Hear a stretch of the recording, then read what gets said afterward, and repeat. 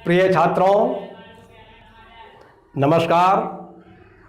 आज हम आपको जो प्रश्न समझा रहे हैं वह प्रश्न लासा मासा से संबंधित है और यह प्रश्न एसएससी की परीक्षा में 2007 में आ चुका है। आज का प्रश्न है 3 अंकों वाली दो संख्याओं का मासा 17 और लासा 714 है। क्लियर? इन संख्याओं का योग कितना है? 4 विकल्प दिए हुए हैं, इनमें से हमको सही विकल्प छांटना है।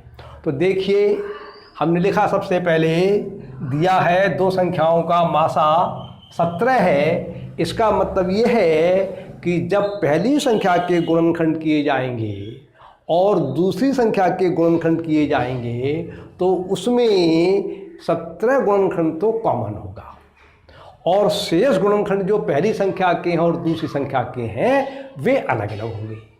क्लियर? तो हमने मान लिया कि पहली संख्या हमारी 17x है, तो हमें दूसरी संख्या जो है 17y माननी पड़ेगी। क्लियर? देखिए, ऐसा है कि जब हमारी पहली संख्या ये है तो हमने इसके गुणनखंड करे तो एक गुणनखंड हुआ 17 और एक गुणनखंड हुआ x के, और दूसरा गुणनखंड हुआ 17 और 22, तो 17 कॉमन आ गया इन दोनों में, तो मासा 17 हो गया। ये हो सकता है कि 17 जो है इसके अंदर भी 2 या 3 गुणनखंड हो, लेकिन उन सब का गुणनफल x आ जाएगा। इसी प्रकार से दूसरे में अगर 2, 3, 4 गुणनखंड और भी है तो उनका गुणनफल y आ जाएगा। तो हम मान सकते हैं कि उन सबका गुणनखंड पहली वाली में x आ गया, दूसरी वाली में y आ गया।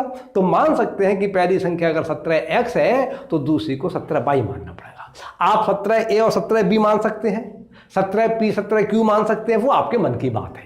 ठीक? तो जब ये दो संख्याएं हो गई, अब कहता है किताब वाला कि इनका लासा जो है वो 714 है।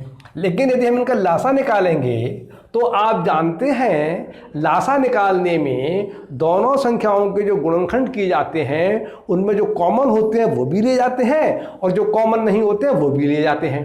तो हमने जब इसका लासा निकालेंगे तो एक तो गुणनखंड 17 वाला ये आ जाएगा और ये गुणनखंड वे हैं जो दोनों संख्याओं के गुणनखंडों में कॉमन नहीं है, तो ये x और y और आ जाएगा।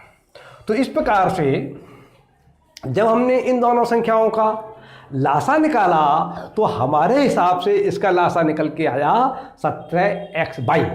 लेकिन प्रश्न में कह रहा है कि इसका लासा 714 है। इसका मतलब यह है कि इसका मान 714 के बराबर है।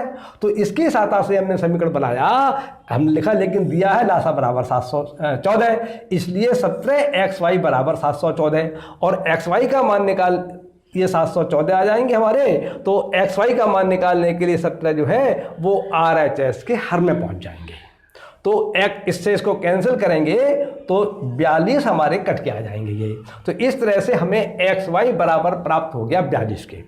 आप यहाँ पर अगर इस प्रकार से न करना चाहें तो दूसरे प्रकार से भी यहाँ पे कर सकते हैं। आप लिख सकते हैं पहली संख्या गुणा दूसरी संख्या बराबर लासा गुणा मासा।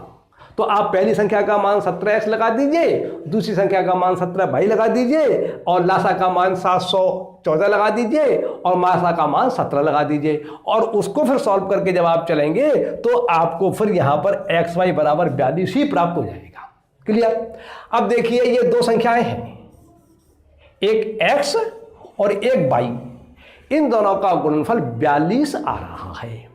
तो हम 42 के टुकड़े करेंगे, ऐसे टुकड़े जिनकी गुणा 42 आ जाए। तो हम कर सकते हैं 21 दूनी 42। x को हमने 2 मान लें और y को हम 21 मान लें, या हमारा मन है हम x को 21 मान लें, y को 2 मान लें, इससे कोई अंतर नहीं पड़ता है। और एक कर सकते हैं हम 14 3 42, हम x को 3 मान लें और y को 14 मान लें।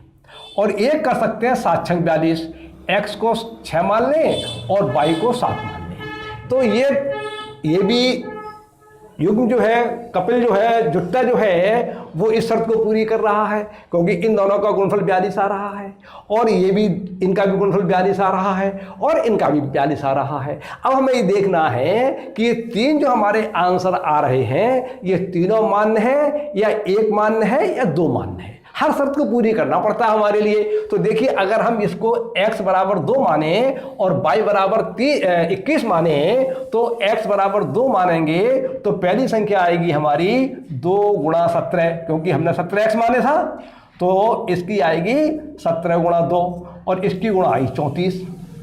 तो ये तो पहली संख्या 34 आई, जबकि वो कह रहा है कि तीन अंकों की दोनों संख्याएं हैं, तो इसका मतलब एक तो ये गलत हो गया और दूसरी संख्या हम y को माना हमने 21 मान लीजिए, तो ये दूसरी संख्या आएगी हमारी 17 है y, तो 17 गुणा 21, इसकी गुणा करेंगे तो आ जाएगा हमारा 757। तो ये तो शर्त पूरी हो गई, इसमें शर्त पूरी नहीं हो रही है।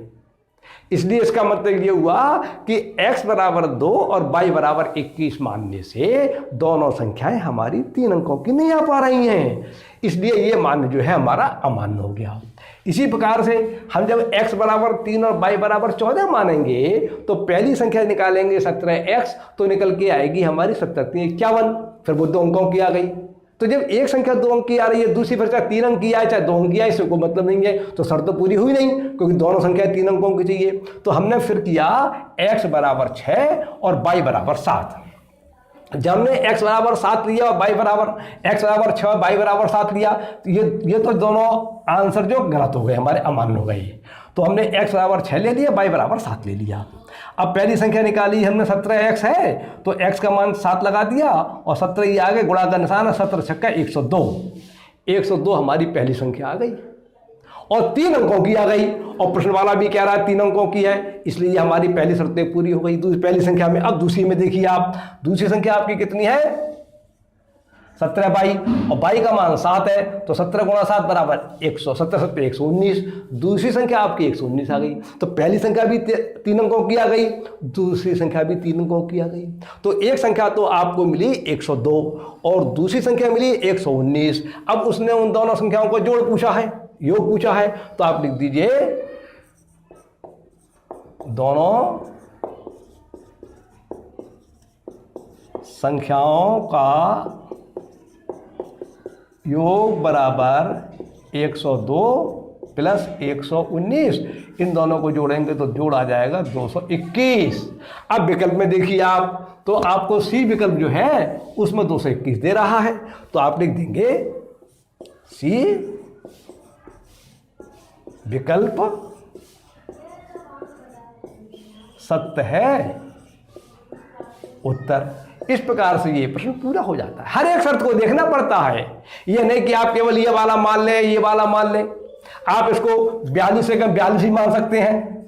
जब आप 42 से कम 42 मान के देखेंगे तो एक संख्या 17 आने लगेगी, वो भी 2 अंकों की नहीं, वो भी 3 अंकों की नहीं आएगी। तो जितनी तरह से प्रश्न को हल किया जा सकता है, अगर मान लीजिए एक प्रश्न को हम 4 तरह से हल कर सकते हैं, तो चारों तरह से हल करके देखना पड़ेगा आपको, और फिर ये देखना पड़ेगा कि कौन सा मान मान्य है, कौन सा मान अमान्य है। तो इस प्रकार से आज का प्रश्न पूरा हो जाता है। अगली बार आपको हम नया प्रश्न समझाएंगे। नमस्कार।